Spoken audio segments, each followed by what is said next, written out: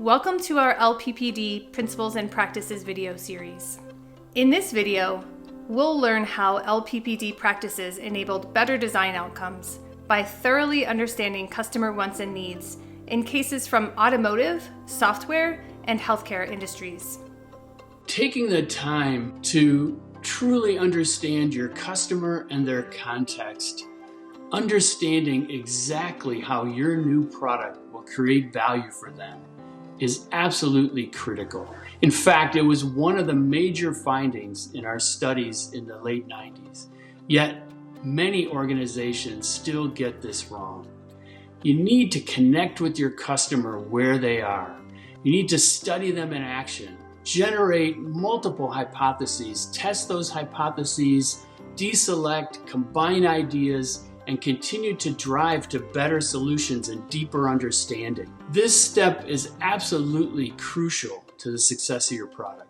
So this video is 3 very different applications of the principle. The first one is about the rebirth of the Bronco at Ford Motor Company. The second is software development for a highly sophisticated subsea remotely operated vehicle. And the final one is about developing clinical processes at Michigan Medicine. So in the first case, Dave Parasak, Director of Icons at Ford Motor Company, shares how they reconnected with this important customer and used a set-based experimentation approach to improving designs in the development of the 2021 Bronco, a vehicle that is breaking pre-order records. It's extremely important to understand before you execute. It needs to be enough time to really think it through and think deeply about what you're trying to achieve, what does the goal line look like, and what's going to make this product be the absolute best in the chin environment. You're trying to create an experience, a lifestyle actually, and so you need to figure out what does the off-roading world look like now? What are the expectations of the consumers now? What were the pain points that they have with products that are in the market today that are competing in this space? And so, we spent a lot of time getting in touch with this customer again, understanding what they want, figuring out where their pain points are at, and then understanding how to interpret that in the form of a Bronco. And then we also enlisted many of the Bronco enthusiasts as part of an expert panel. And this is hugely important. The expert panel is not designed to figure out exactly what the Bronco is supposed to be. The enthusiast panel is designed for us to test in a very agile and quick way our thoughts and our ideas and our concepts. Spending time in the field is hugely important during the development of anything, but especially as we talk about automobiles, because that's the time that you get to really take what you've created and put it through its paces. And when we got it out on the trails, not only did it prove to be everything we wanted it to be at high speed, where the surprise came in was exactly how good it was in the rock crawl. If we talk about the study period, or the period in which you're really putting your thoughts around what is it that you want to create, what is it that you're trying to achieve, what does the goal line look like? It's about stepping back for a moment and really thinking through your design, thinking through all the possibilities, rapid prototyping. We did a ton of rapid prototyping to get the designs where they needed to be. It's not about just randomly thinking up ideas of what to do. It's the more deep thinking that goes into that around how it's going to actually play out, how will people use it, how are you going to manufacture it, how is it going to be the most efficient. So one of the pain points that we wanted to address was how the top comes out. So one of the things we know is everybody wants to open their Bronco wide up. They're wide open. They want to take the top off. They want to go out and enjoy the sun. They want to enjoy the day. The competition does it in a way that I think is somewhat cumbersome and definitely not, from a user perspective, is not so nice. What we were able to do is we were able to take the design of the top and split it up in 3 sections so that the user can very easily take the top off. One of the stories that I love, the ideation that went into this and the team figuring out almost the impossible. We can store all 4 doors on board and take them with you. So you don't have to leave them tied to a tree or leave them in your garage. You can decide on any day to take them off, go have fun, and then you get to your destination, you put them right back on again. But I can assure you that getting 4 doors stored on board was no easy task. We had foam models made up We rapid prototyped all of it and thought about the customer experience and how the customer would use it. And all of that together leads you to a much better design, a lot more thought, and then you can execute a lot better without having to go round and round and round and round. That rest of that process is going to actually go smoother because of all the thinking and the preparation that went into the sprint part will enable the back part. In the second case, Valerie Cole shares how she led a team of hardware and software engineers in the design of the control system for one of the most sophisticated ROVs ever developed, and how they started by understanding their user and the work to be done. We understood that Gemini was so different, it was going to affect the current processes that our users have, and their current behaviors may need to change to fully utilize it. And we wanted to make sure that we were designing software that allowed them to get the most out of Gemini. So we needed to think differently and come up with something new and innovative, but still make sure that our users are able to meet their goals. We actually adopted the high-tech anthropology process from Menlo Innovations. We put together prototypes, and then we brought our users on site and we asked them to do very specific real-world tasks. And while they were doing them, we observed how they used our prototype, and we did it in a way to not influence their behavior. We started out with actually just pencil on paper, drawing the screens, drawing the UIs, and then we kind of graduated and we figured out how to do it in PowerPoint pretty efficiently so that it looked like they were on the touch screen with an actual screen, and when they would click something, we would go to the next slide.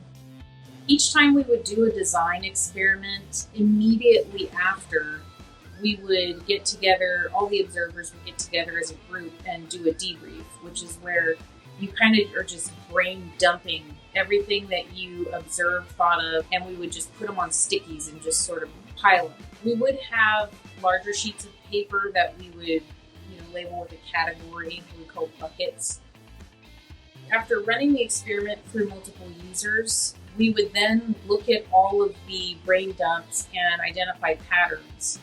And before we started the whole process, we had a set of design questions that we were trying to answer, and those questions were prioritized by what's most important to the users. And so we sort of had that guiding us already. We're typically doing design experiments with more than one design, and we would identify elements in each that worked well or didn't work well, and we would feed that into the next round of design, typically funneling down. So we'd start with 3 designs, then the next round would have 2, and then we would get down to 1, and we're just pulling forward the best elements out of each one. My advice would be to listen to your users, but really pay attention to the observation of what they do. This process is very much worth the effort, but you don't want to take their suggestions and feedback at face value, because a lot of times people forget. There's always room for improvement. And so actually watching them do their job, you're going to pick up on the important things that they may not be remembering. The Clinical Design and Innovation team from Michigan Medicine share how adding a study period to their process and capturing what they learned in a concept paper have led to significantly improved outcomes. CDI is a department that works with different departments throughout the health system. We are a team of project managers, industrial engineers, nurses, and business analysts. What we do is look at a patient's journey from the very beginning all the way until the end of a process to see what gaps there are. What we learned from that was the importance of going slow to go fast. So it's really getting a good grasp on what the problem actually is, just so that we have the full understanding of what we should be moving forward with. So the first phase is called a readiness assessment, and that can take about 2 to 4 months. The second phase is called a gap analysis phase, and that can take about 3 months. So we have about 5 to 7 months of work in the first 2 phases. The phase after that we call subgroup readiness, which is basically when we transition from our study period to our execution phase. We get some pushback initially when we're in that study phase, and especially as we're really digging into the gap analysis. A lot of people just want to jump to solutions, but we really need to go a little bit slower now to understand what's currently happening and get a really good grasp of the current process, so that then when we get to the execution phase, we can really take off. My role as an engineer in the study period is to help guide the team through that deep dive into a gap analysis phase. So I help the process owner and the physician lead the gap analysis with a group of multidisciplinary clinicians and support staff and many people who touch the patient during that continuum of care. So we're really trying to look at data, what's really led us to work on this problem. We'll have physicians, nurses, respiratory therapists, occupational therapists, physical therapists, clerks, anyone that sort of touches the patient along their journey. We get them all together over a series of working sessions. The great part, I think, about my job is being able to go to the Gemba, to follow that physician along or the nurse for part of their day, to understand exactly what their role entails, and to be able to be in their shoes for a moment as we try to look at those gaps in care and part of their process. And the best part is understanding more of the competing priorities that happen at the university level here with healthcare. So bringing the software folks in is a huge component, and they're super valuable because they're able to help us mock up solutions that we can draw in PowerPoint even with our clinical end users. The study phase and digging deep actually helps with not doing the rework later. Being more deliberate in our study phase, our programs have seen better sustainment as we've gotten to the end of our program.